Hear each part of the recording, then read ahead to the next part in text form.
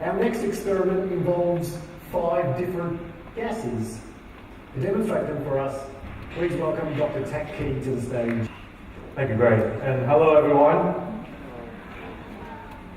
What I have for you guys today is a series of different types of balloons.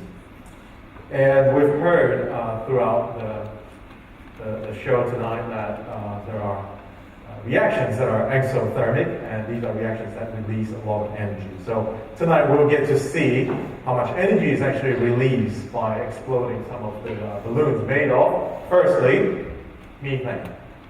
Ready? Please cover your ears. 1, 2, and 3.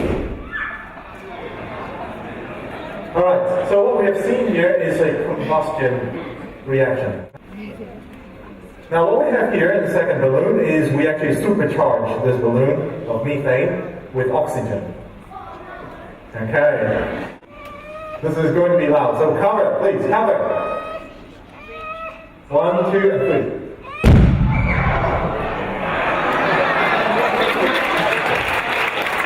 The second balloon I have for you guys is made of ethylene.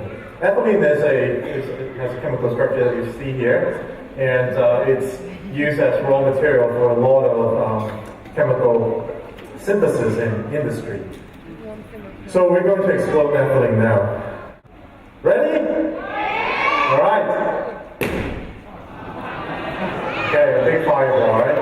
So I'm going to supercharge the ethylene balloon with oxygen. And you've seen it before, right? With methane, so you know exactly what to expect. All right, guys, are you ready?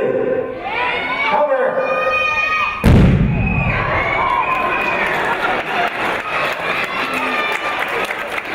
Thank you.